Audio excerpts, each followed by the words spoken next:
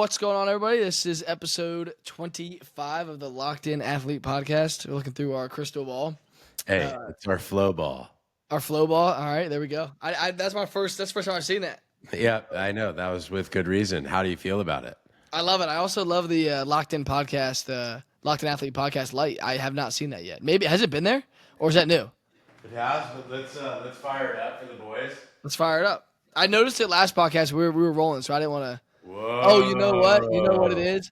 Whoa. It's so bright on your end that I can't see. That's been there, but I didn't know it said that because it's so bright that the lights just shine together. I know. So only the $4,000 camera can actually tune out how bright it is. So Gotcha. It's a neon sign that doesn't get lit up on this podcast. Hell yeah, but it still looks dope as hell. It's exactly right. Can you get to business? So Sorry. We're episode 25, and what are we talking about? We're quarterback standouts. What direction are we going, Mitch? Talking about the top 3 quarterbacks of the week with some honorable mentions at the end. Obviously, we have a clear GOAT of probably the month of October. That's Vandy's finest out of Vandy. I mean, we've never seen for the first time in 10 years since I graduated. I'll take it. Yeah, fair. We got Diego Pavia. Dude went absolutely nuts. Played like Superman. Played like Milroe did the week before to beat Georgia. Yeah. That level of play, in a different kind of way, but that level. We got Connor. How do you say it? Weigman. Yeah. Weigman. I always say Weigman. Connor Weigman at Texas A&M put on a clinic. They ran all over Missouri, but he played a great game. Super high completion percentage. Coming back and playing in that game after not playing and playing a top 10 team, he really showed out. And Cam Ward coming down 25 points. Is no easy feat. No matter who you're playing. So just his calmness throughout it all and be able to come back and let it rip was super impressive. But ACS, we're starting with your boys, the Commodores of Vandy. Tell me what you saw down in Nashville, dude. So first of all, guys, like Clark Lee is an amazing man. So he's a defensive coordinator at Notre Dame, head coach at Vandy. He and I have had some elaborate, detailed conversations just about what James Franklin did to allow us to have the success that we've had. And then now some of the challenges that he's faced. You know, Alabama's starting left tackle was started at left tackle as a true freshman at Vanderbilt, and he was gone the next day. You know, like Vandy is going to be one of those schools that is, bottom feeder at the SEC, of the SEC, and really good academic institution, but great players that start there early are going to get poached. And so, like we talked about in the past episode, like he's going to rely on building culture. And what I feel is beautiful is he found his offensive coordinator, and they run a style of, it's not triple option offense, but there are many options on every play from gun, and they are on you, and they're using a lot of motion. So they're a nightmare team to prepare for in a game week, like just a pain in the ass. And then they also found the quarterback. They found the quarterback that aligns with that system. So when you look at it, like the final score of the game was 40-35. I believe Vanderbilt had the ball for it was the 3-1, 3 minutes to 1 ratio on offense. And so they kept Alabama off the field. Diego Pavia, who we're here to talk about, was 16 of 20 for 252 yards, which is an average like per attempt, guys, per attempt. They're averaging about 12 yards per attempt against that Alabama defense. Like absolutely ridiculous. And then 2 touchdowns, no interceptions. He took care of the ball. Then he had 20 carries. Only 56 yards, 2.8 a carry, but big time momentum plays in the game where those half yards make a huge difference. And he consistently showed up. He consistently did his thing. And I think, a big thing there is at quarterback, Mitch, when you talk about a Vanderbilt football team going up against the number 1 team in the country, you're 2-2, you're watching that team beat Georgia on TV that's 4-0. There's definitely a mentality that you have to go into that game with. And he mentioned a little bit of it in this post-game interview.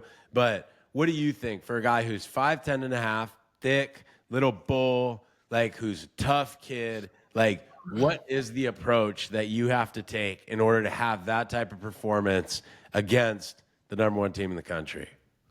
Yeah, I mean, you have to have the nothing to lose performance. You got nothing to lose. You're not supposed to beat Bama. Nobody expected No Vanderbilt to chance. beat Bama.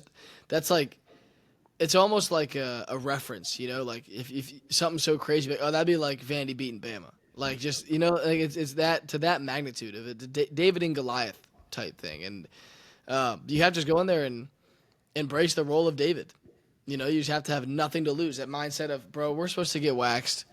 We're 21 plus point dogs at home, but we got nothing to lose, man. Let's go out there and play our ass off, and let's just see what happens, man. Let's just play our ass off, keep it close, and if it gets to the fourth quarter, let's do something cool. Totally. And now at New Mexico State, which is where Diego Pavia was, there were 2 games. I saw this yesterday on the ESPN ticker. There were 2 games where they were over 21-point underdogs that they won. Yeah. And then this week, I believe they're like a 24-point underdog, and they beat Alabama.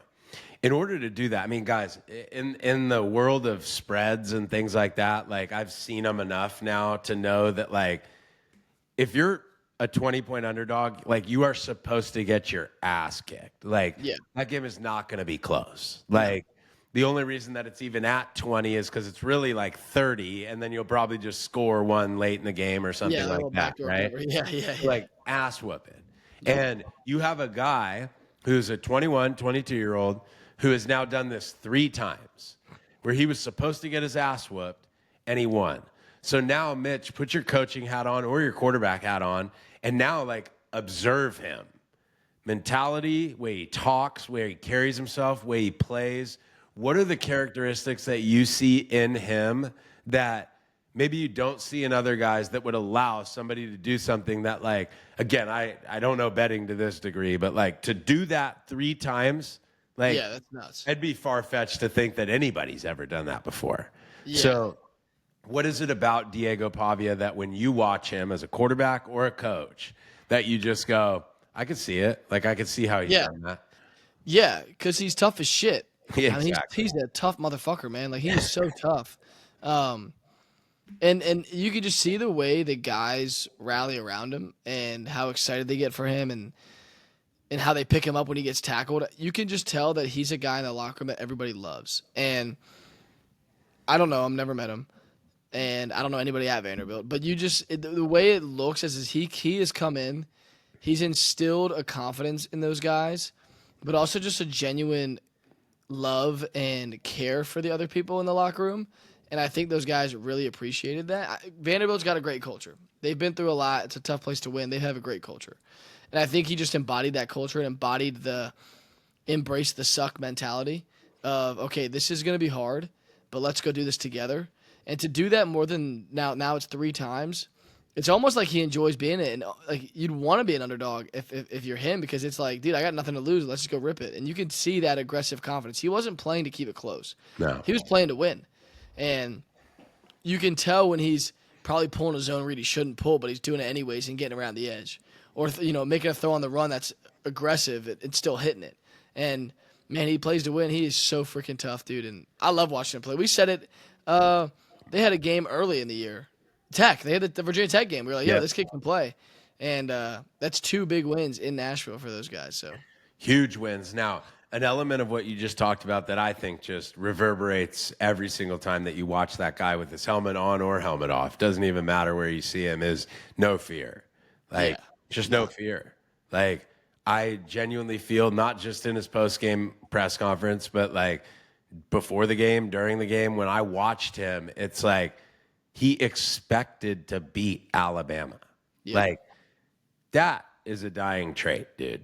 Quarterbacks who believe that they can overcome, because it's natural, right? Like, you watch SEC Network, you watch College Game Day, you watch all these things, and they're like, and Alabama's going to roll in there and kick their ass today, blah, blah, blah. And it's very easy to watch the highlights of, I mean, fuck, that freshman receiver, bro, at Alabama. Another conversation, but holy shit.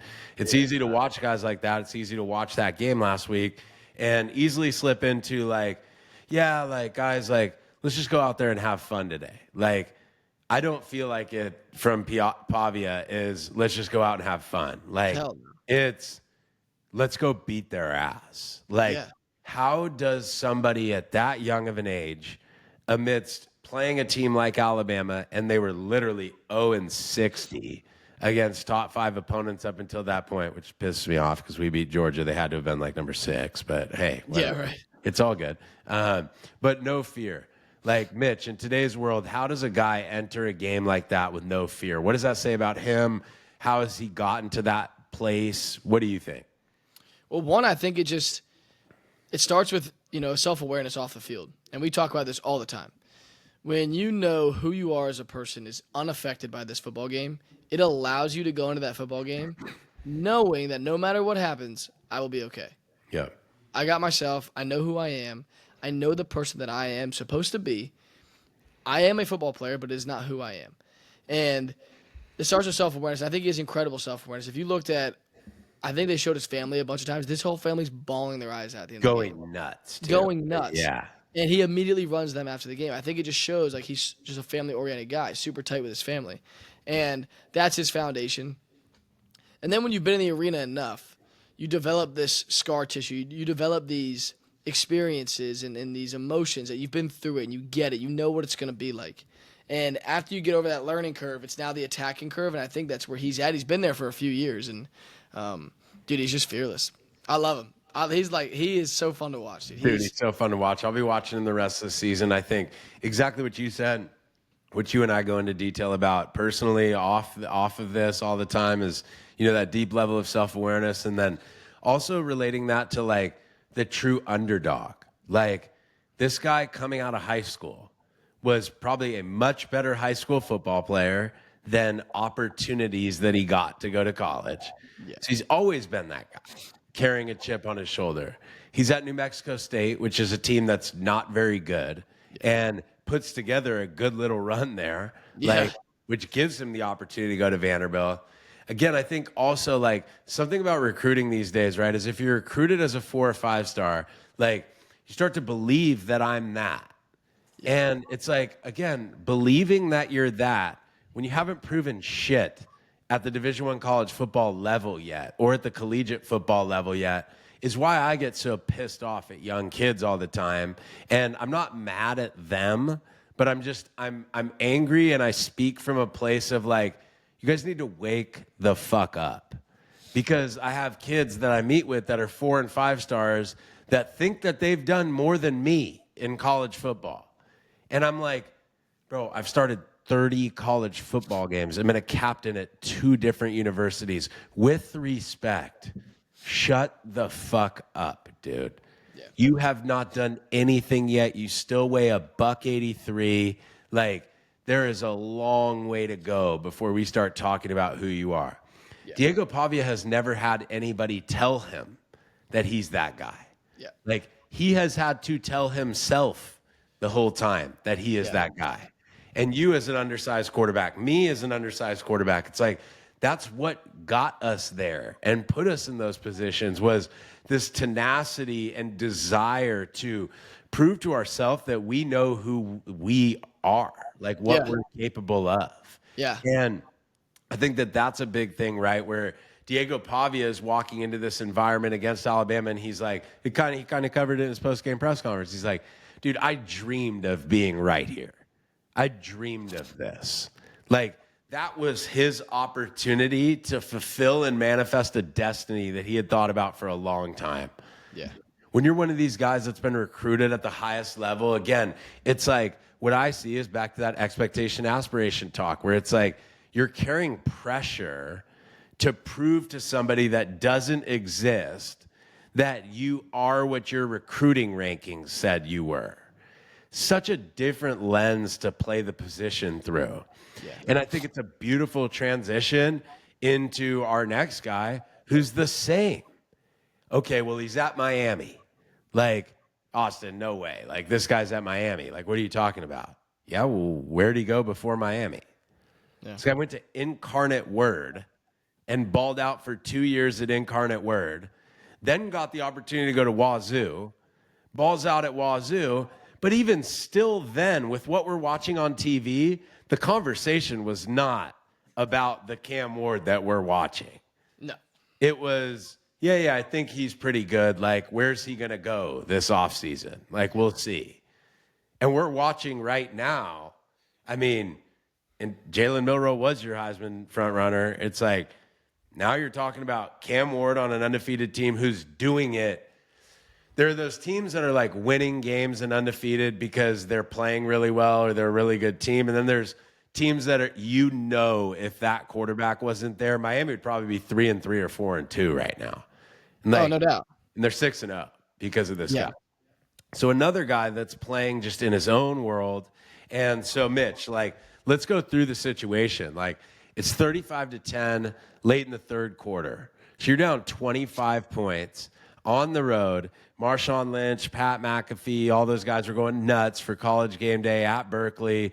Awesome place to play. Just if you haven't been, like, that's where I grew up. And yeah, it's not the SEC, but it's a big bowl, dude. And when it's a big game, like, people will come out in the Bay Area to go watch like a big event.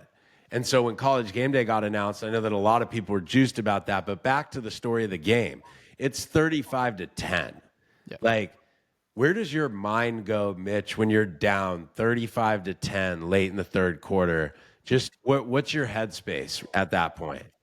Yeah, and I can speak on it. I was down 24-7 at ODU this past year, and everything was going wrong for us. So it wasn't 25 points; it was 17 points, which is still a 3-score game. Or I guess really, 25 is 4-score game. But yeah, I've been there, and honestly, dude, when it's going that poorly and you're down that much, I remember being on the field. I got hit so fucking hard, broke my ribs. The ball went straight in the air, and they picked 6. We go down 24-7.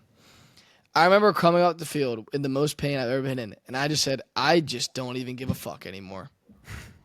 And from that point on, we started going nuts because I was throwing footballs I should not have been throwing. Yeah. But we were hitting them because I was like, all right, bro, we're down 24-7. I've been strip sacked for a touchdown. I've thrown a pick. I threw a pick 6. I've given the other team 14 points, turned the ball over 3 times. It can't get any worse than this. And I broke my rib. Like, it can't get worse than this. This is hell. And I remember looking at my dad in the stands, and I just shook my head, and I was like, damn, bro, this sucks. And I was like, I just don't give a fuck anymore. And that's how I played the rest of the game. And honestly, that's how Cam Ward plays every second of every game. So true. And it was one of the best halves of football I've ever played in my life. We threw the ball, we ended up throwing the ball 50 times that game. I threw for 300 plus and 3 touchdowns in the second half. And just because there was nothing to lose. We were already down. And the comeback, it wasn't even like, oh, let's go make a comeback. It was just like, all right, let's just go let it rip. And over, a quarter and a half, we made a comeback. And that's what they did last night.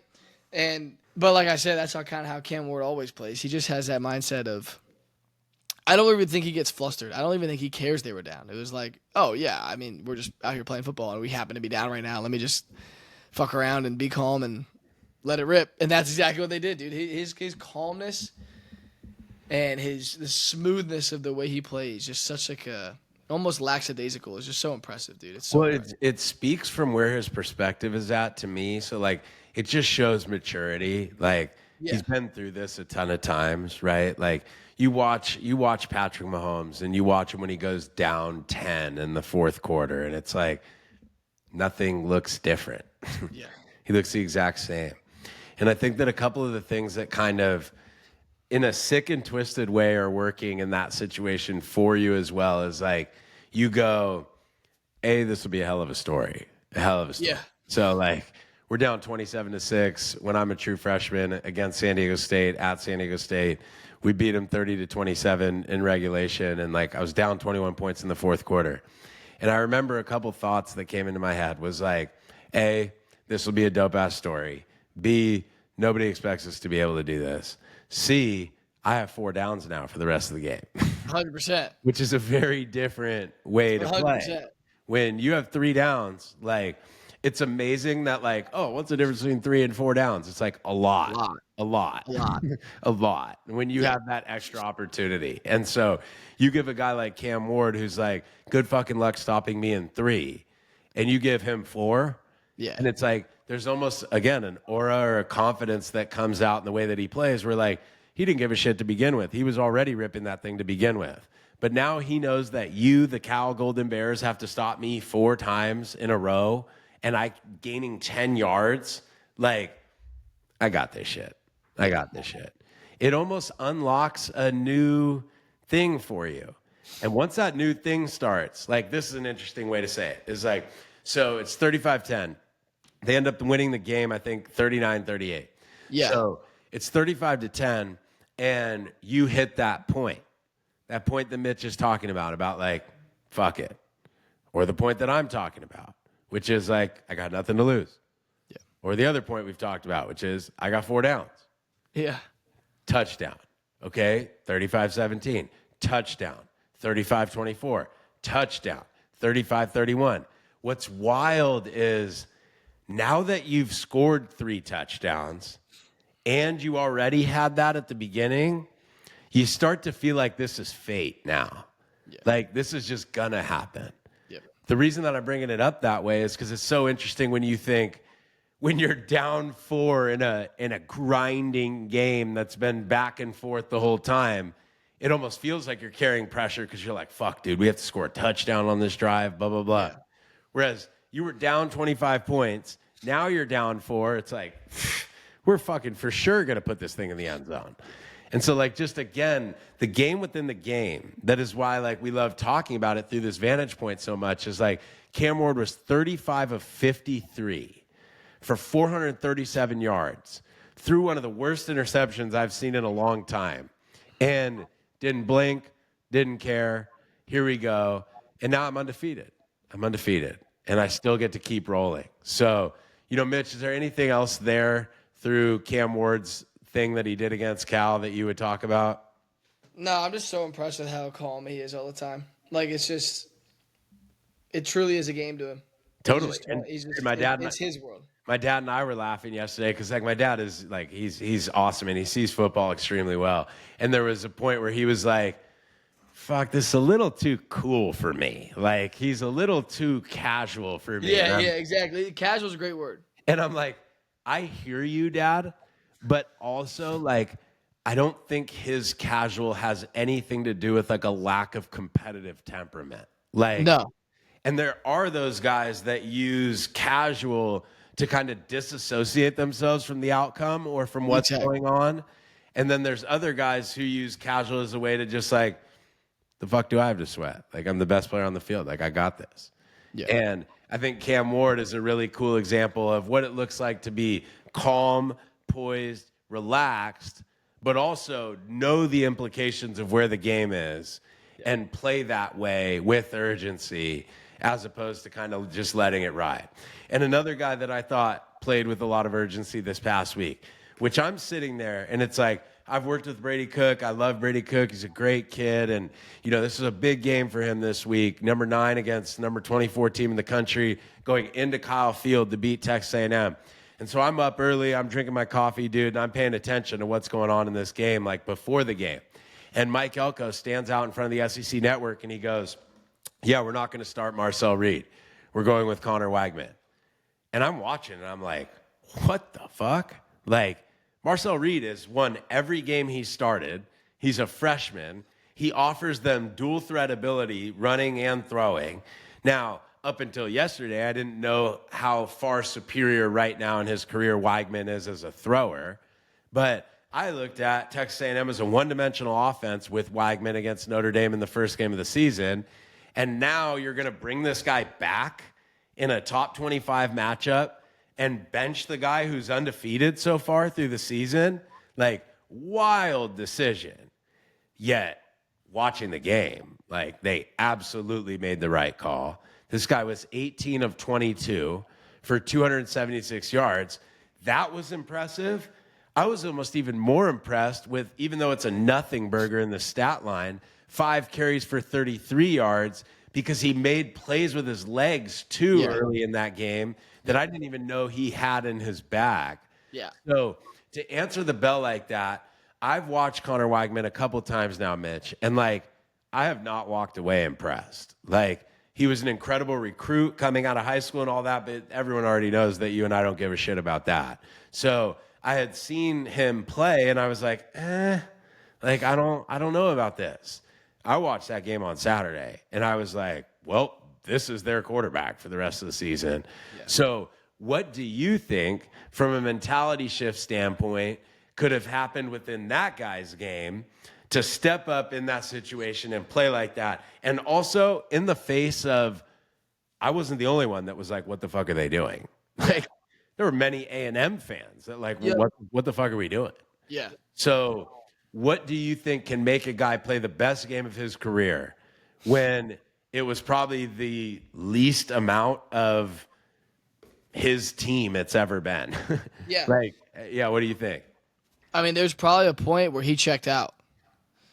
You know, he gets pulled from being the starter, and you put a freshman in, like, and then the kid wins 3 games. You're going through your mind. You're like, oh, I'm never gonna play here again because the kid's younger than me and he's won 3 games. So there was probably a point for maybe a 3-day period where he checked out, and then he finds out he's going to start. I'm sure they made that decision on Sunday or Monday. Yeah. You know, I'm sure it wasn't a late week decision, but you're almost given a second life, and you've been benched. You've been on the other end of it, and it sucks.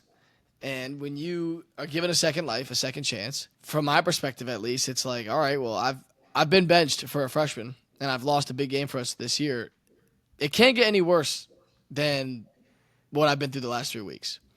And now I'm getting a second life, a second opportunity to take this team over. Might as well just run with it because I've been on the other end, and I can't get any worse, so I got nothing to lose. Again, it's just another I got nothing to lose mentality because he's been on the other end of it. And I got to give him so much credit for sticking with it because he's been in the dumps. I'm sure he has. I mean, you go into the season, A&M is a national championship contender. You are the starting quarterback at a huge football school. Huge. A lot of hype going into the year, and you lay an egg versus Notre Dame. Right? And so you're just crushed. You're devastated. Then you play another game. I think he gets banged up, right? And then they start this kid, and he goes on a little run. So Exactly. So watching another guy win for your team is tough, dude. So tough. And he had to sit with that. And then he comes back healthy, and he's still not the starter. And he had to sit with that for a few weeks, and that's really, really hard. And I got to give him a ton of credit for being able to go through that and then come back and play the way he did versus the number 9 team in the country. But I think, in my opinion, just getting that second life and being given another opportunity to chase something that you've already lost kind of gives you a second perspective on it. I absolutely love that. Now, second life is a great way to say it. Nothing to lose is a great way to say it. Now, I think for people listening, like, you and I have both done it. You and I have both been under the big lights. You and I have both been in these situations. Like, it's a hell of a lot easier said than done to make yourself think that I have second life or I have nothing to lose. Yet the objective for all of us is to not have to get to the point of it being our second life or us having our ass on fire because we're in a really tough situation, to still play with the mentality of nothing to lose. Yeah. So to you, Mitch, like, how does a quarterback go from maybe not having things to lose or perceptively, like, it's the first game of the season and it's your team, but playing with the mentality for Connor Weigman, that's the best game he's ever played, and it took getting to his second life or having nothing to lose in order for us to see that, like, to see it come out. How can a guy that isn't in that position rework and rewire their brain to feel as if this is a second life or there is nothing to lose here? Like, how would you go about breaking that down for a young quarterback? Because I know so many of us are looking to play with the confidence of fuck it. And yet it's so hard to do that, especially like when you're not actually at fuck it point. So what do you think? That's really, really hard to do because I didn't do it. I'm at a point in my career now where I am playing with the house's money. I am playing on my second life, and I'm so excited to do that and have this fuck it mentality. But last season, I was not able to do that. It was hard for me. So this is a great question, and it is really hard. I think, obviously, my experiences through it all has really flipped my perspective on everything and kind of just I'm seeing things such a different way this time. But when you're in it, man, I don't know. That's really hard. I think when you're in it and you want to have this mindset before you are in your last stand, right? One, I think it happens every week. So take note of the situations around you and kind of study them and see it. Like there's other quarterbacks going through what you could potentially go through already. And I think just laying out for yourself, you have two options. You can cut it loose, or what's holding you back from cutting it loose is only going to end up coming true because you haven't given yourself the ability to cut it loose. For example, for my situation last year, I could have cut it loose and said, fuck it, gone out there, rip it, and play the way I know how to play and play to my abilities. Or I can sit here so worried about getting benched that I don't cut it loose and then I get benched because I didn't cut it loose. Right? So that's how you can look at it. Is like I can do it right now and go out dying on my shield, or I can sit around with my tail between my legs because I don't want to cut it loose in fear of what might happen, and then it ends up happening anyways. I'd rather die on my shield. I didn't do that last year, and I'm thankful I didn't because I learned so much from it. But I'm sitting here as a guy who did not do that, as to let you know that if you do not die on your shield and you do not cut it loose, what you are scared is going to happen will happen every time. Every time. And it sucks. I agree completely, dude. And you already know me. I'm coming back to perspective always. And perspective to me is like there was a day that you dreamed that you were in the position that you're in right now. 100%. And I think that's so hard for us to remember in real time. Hell, me included. I'm running locked in QB, dude. I have my own business. I'm in this beautiful office. I have an incredible family. I'm paying my bills and have a community around me of unbelievable men like this guy that I'm talking to right now. And yet there are days where I wake up and I feel more pressure than when before I ever started this. And it's like, what an idiot. Like on paper, like what an idiot, dude. Like you dreamed of being in this position and now you're putting pressure on yourself. Yeah. Like I remember Eric Thomas, who like for us older guys, like that's a big, motivational speaker. And he was like, you did all this to get here and like now you want to chill? Like now you want to hang out? Like the fuck? You've been doing this for a decade to get here. And I think that can go both ways. But my point being the perspective of like, let's say you're a high school starting quarterback.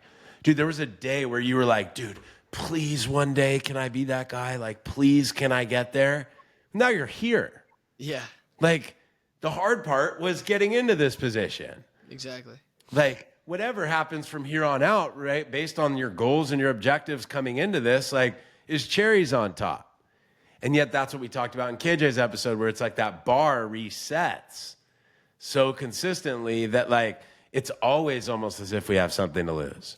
Yeah. So reminding yourself of that, reminding yourself of the young kid that started this. I remember, like, Brady Cook, you, like, my brothers, like, dude, do you remember, like, when you were 8 years old and you just had that jersey on, that Drew Brees jersey on, dude, and you were just dreaming that one day you could have the jerseys that are behind Mitch right now or the jerseys that are on the wall in this office for me. And it's like, and now we're here. Like, and now is when I'm going to put all this pressure on myself. Like, dog, we made it. We made it. Yeah. And so I think for you guys listening, like, as much as you can work with that, and if you're really struggling with it, hit me up, dude. Spend a couple hours with me, and I think that'll change pretty quick. But the Mitch, Eli Holstein, he's our last one. Just a shout out. Shout out. We shout out guys that play well every week. And so, Mitch, give us the quick rap sheet on that before I hit us with just a couple quarterbacks or a couple quarterback matchups going into next week that are going to be sweet. Yeah, shout out Eli Holstein, man. Freshman balling at Pitt. They're 5-0. Beat Carolina this week.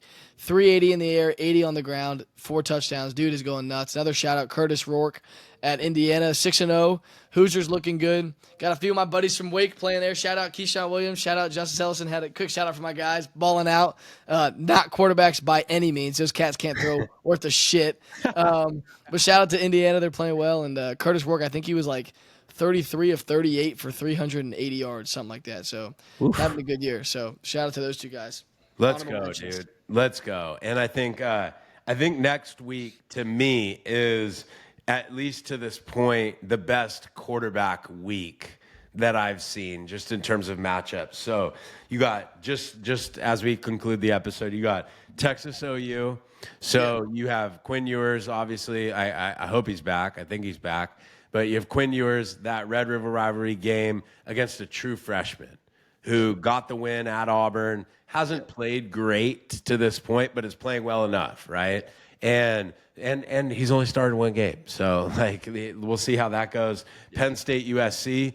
Drew Allard, to me, has never answered the full bell yet. Like, we need to see that. Yep. And I think that against USC and Miller Moss, like, that'll be a good game just to see where he's at. And then Miller's obviously a great quarterback as well. Ohio State is Will Howard, former quarterback at Kansas State last year, playing up against Dylan Gabriel, quarterback that was at Oklahoma that's now at Oregon. At Oregon, huge game. I can't tell you how excited I am for that one this week. Ole Miss, LSU, Jackson Dart against Garrett Nussmeier. Both teams going to spin the shit out of it. Both teams with one loss that are really good teams that need to win. That'll be a great game. Iowa State, West Virginia, Garrett Green, and Rocco Becht, I think is his name. Like, just kind of your more gritty, like, other guys, you know, that are lower down there. And then K-State, Colorado is Shador. And then I think it's Avery Johnson, I think is his name. But, you know, both guys that are playing at a high level, both guys that are playing different stylistically. But, you know, just big games, good games, and those are the ones that we live for, the opportunities to see guys play when their best is required. Again, I'm not taking any shots at Drew Allard, but, like, watching Penn State beat up Bowling Green doesn't show me much about him. Like, I want to see it when it matters. None bigger than the one you'll be at next month against Ohio State. But I think this one kind of gets his beak wet. So anyway, a lot of good college football play, a lot of good quarterback play across college football. That concludes almost a 40-minute episode, which would have broken a new record for us in terms of quarterback standouts. But reach out to us, drop questions in the comments if we're missing guys. Would love to hear those guys. Mitch, you got anything for him as we conclude here? Oh, last shout out Jackson Proctor beat Penn at home on a sprained ankle. Shout out to my guy. My guy, dude. You're going to make me start shouting out everybody. Luke Bailey, freaking Jason Sinetti, Dylan Graham. The boys are the boys. The locked-in family, dude. Here we go, all right? And now we're turning the page into episode 26, the toughest quarterback situation of the week. We'll see you soon.